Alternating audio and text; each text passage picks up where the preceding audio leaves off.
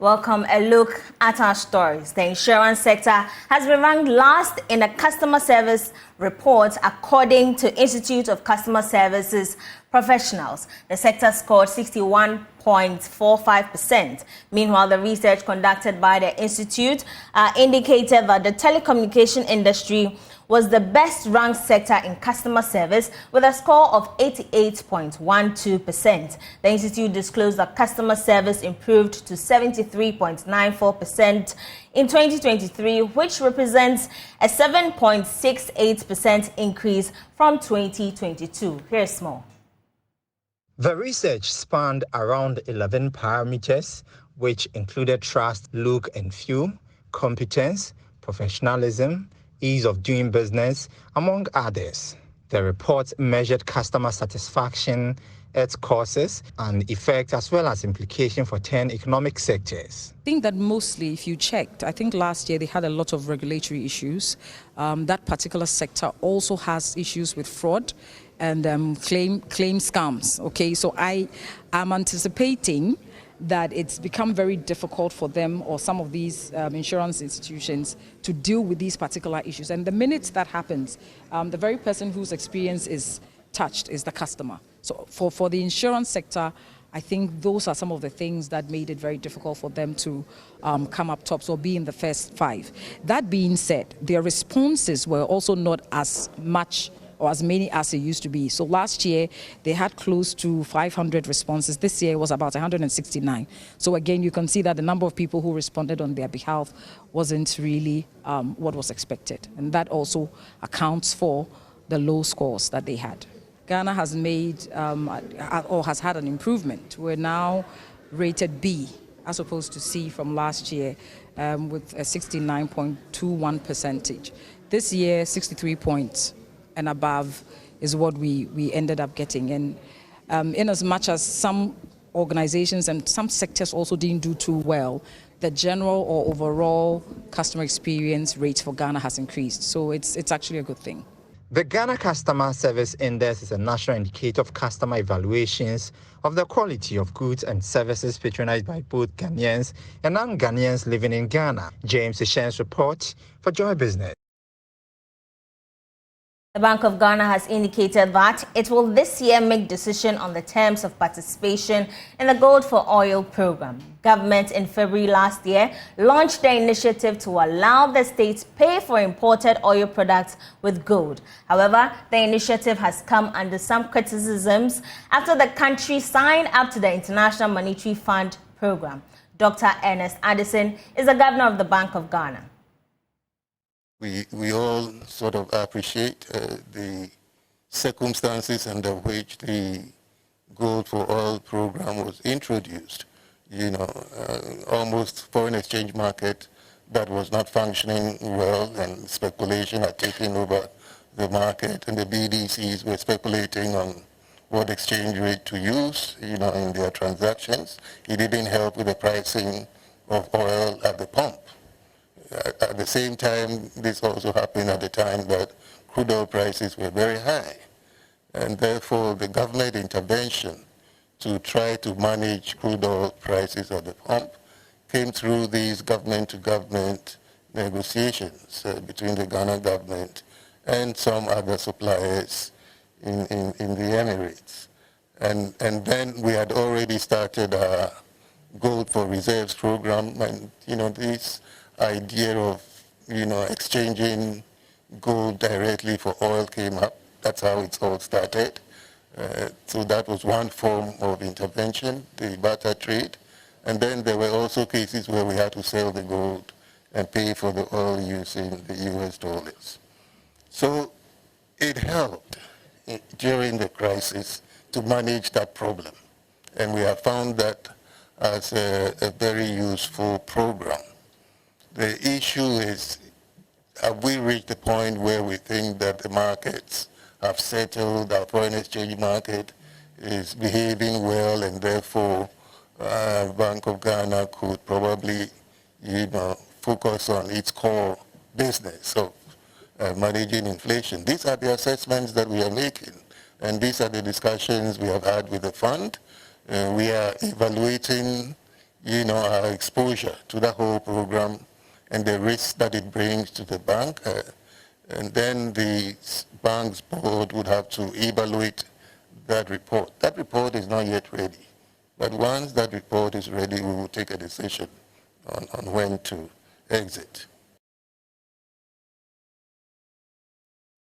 Let's go on Zoom and engage the Executive Director of IES, Nana Moisi the 7th. Nana, thank you very much for making time. First of all, would you say the Gold for Oil program has achieved its intended purpose by stabilizing prices of petroleum products? Afternoon.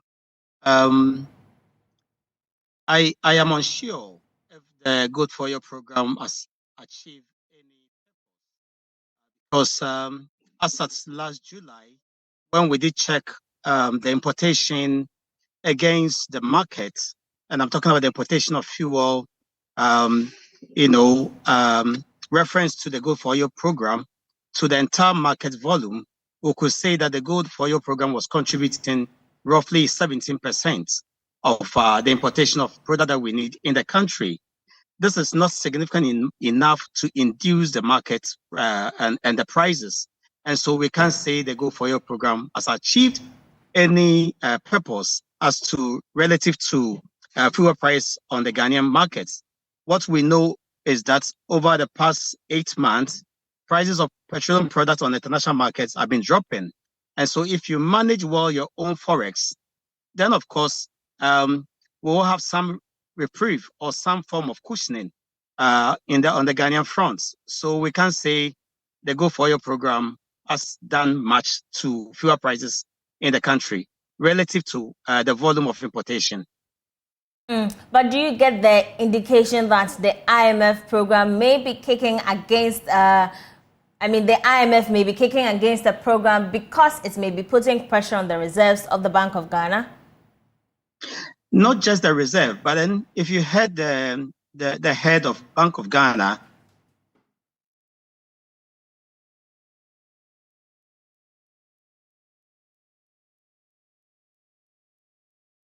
it appears we have lost Nana Moisi the 7th, who is the Executive Director of IES. We'll try to reconnect with him. Nana, you were making a point.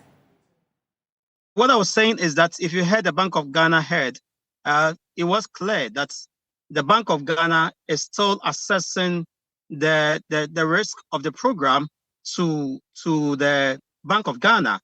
Until you have done this, no IMF program will support such an initiative. They want to understand that, do you know your own exposure to this program? Is it that don't you know, or do you really know there is going to be a fiscal burden on the economy in some time to come? And so until that is clear, the IMF program will not support such an initiative. Do you think the G20 program can be reviewed and made more effective, or it must be scrapped? Let them do their own risk assessments, and they should inform Ghanaians where we stand today. Then we'll speak to it. But from the very beginning, we were clear in our mind that this program will not achieve much, because if you put it to a simple stress test, you will understand that we don't have enough of gold to meet the demand of the Ghanaian importation markets. Again, we benchmark it against some other program in Iran, in Nigeria, where barter programs has been a ground for corruption and mismanagement. And so we asked them to give clear indication as to how they want to forestall all these challenges. But then we couldn't have that when we asked from the civil society perspective. Before you go, what are the indications for the upcoming petroleum pricing window? Are we going to see prices go down, go up, or remain the same? We are sure to see stability in price of petroleum products on the local markets. Thank you very much, Nana. Nana Moisi the 7th is the Executive Director of IES. A little longer with the central bank, as the Governor of the Bank of Ghana, Dr. Ernest Addison, is insisting that the city has responded positively to the International Monetary Fund program, which has culminated $1.2 billion inflows. George Wiafe has more in this report. Question the IMF program's influence on the local currency's fortunes. This was after the cedi ended last year with about 27% depreciation, has even seen some blips over the past weeks. But Governor, the Bank of Ghana disagrees. This is not a fixed exchange rate. But if you look at the graph, it appears as if the cedi has been fixed, right? But that reflects, some of the improved external sector conditions, the improvement in the current account balance, the improvement in the foreign exchange buffers of the central bank, and then the emergence of confidence in the economy, and therefore the currency has remained relatively stable. At least we are not seeing the very high depreciation that you were seeing in 2022. Remember, the currency depreciated by over 50% in 2022. Now this year we are looking at 7%. That's the impact of the flows that have come in. The Bank of Ghana Governor Dr. Ernest Addison also justified the marginal policy rate cut despite push for a bigger reduction to help stimulate growth. Inflation is still high. At the same time, we are also watching the impact on the growth side, and therefore we are trying to manage two things, looking at sticking to our core mandate of bringing inflation down, and at the same time being mindful of the need to give a little bit of, incentives to the growth side also by the decision to cut the policy rate by 100 basis points. Now, if you look at the ECF program, it was expected that growth will slow. If you can't have this very tight fiscal consolidation, very tight monetary policy, and not have growth slow down. In fact, we are seeing that growth has performed better than originally projected. The banking sector remains robust, and they are even in a strong position to recapitalize way before the proposed deadline. Banks are doing much better than we anticipated. We remember we had given them up to 2026 or so, 3 years to recapitalize, but they are way ahead of the recapitalization plans that they have submitted. Most of them have had their annual general meetings where they are getting their shareholders to sort of raise resources. And therefore the problem really, I think, has been taken care of. The banks that have got investment will see the government also coming in with more resources. So, Sullivan, I think that rest assured that our banks are very strong and resilient, and we don't foresee any major problems with bank capitalization in the country. Kingsley, your question? The Bank of Ghana Governor Dr. Ernest Addison also indicated that Ghana is doing far better than expected when it comes to the targets set under the IMF program. Therefore, there wouldn't be any need for some extra measures implemented to aid in the quick recovery of the economy. Meanwhile, the Ghana cedi gained across the major trading currencies last week on the back of improved foreign exchange supply amid easing demand pressures. It appreciated 1.21% against the US dollar to reduce its year-to-date loss to 0.9% in the retail market. Here's more. Easing foreign exchange demand pressures, aided by Bank of Ghana's $11 million spot market intervention, relieved the cedi of some depreciation pressures last week. As a result, the cedi gained significantly against the American greenback to close at 12 cedis 38 pesos on the retail market. Analysts expect the local unit to continue to strengthen this week on the back of additional inflows from the World Bank. The World Bank approved $300 million for development policy operations in Ghana, with this release being the first of a series of 3 DPOs of $300 million each. These inflows from multilateral partners from last week will continue to aid the Bank of Ghana's intervention capacity and hold the cedi steady against the major foreign currencies.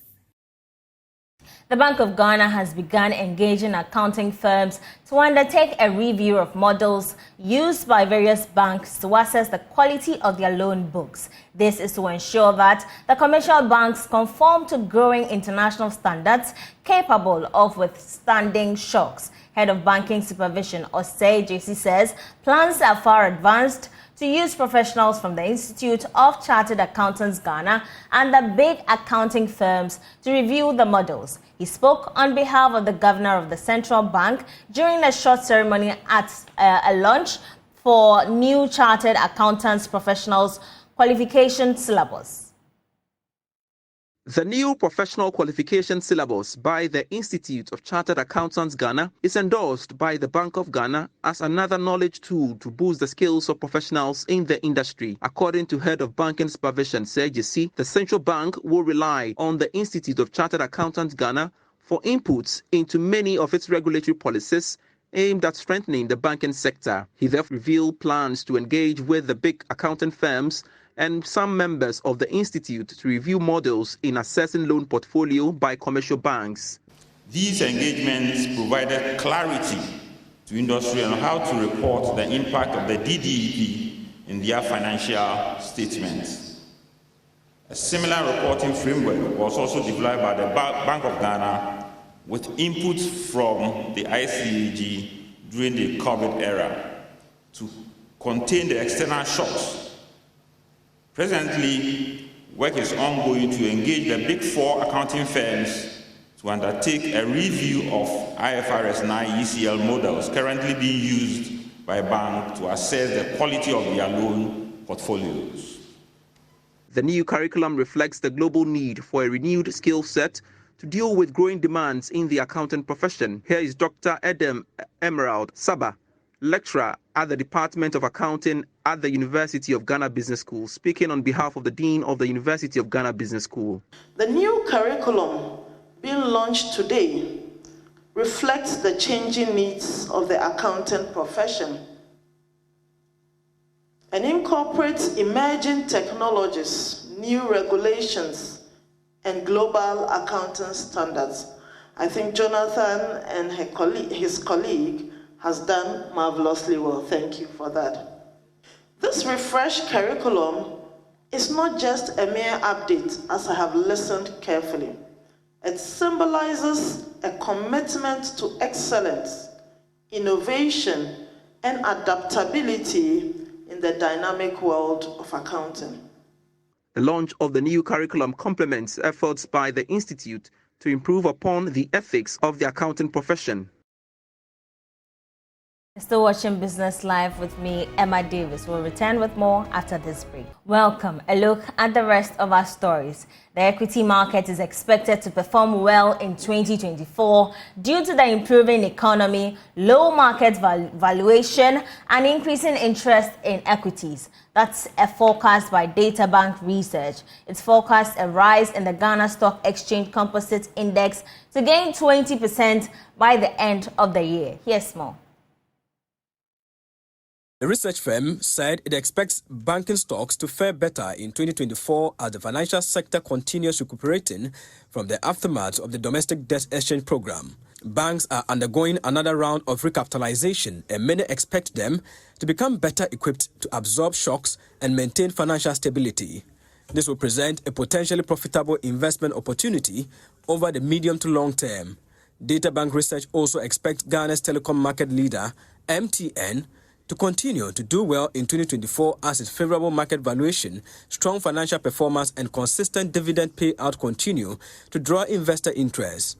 Despite the strong performance among consumer goods counters in 2023, it however foresees more capacity for these stocks to continue to do well in 2024, benefiting from the rebounding of the Ghanaian economy.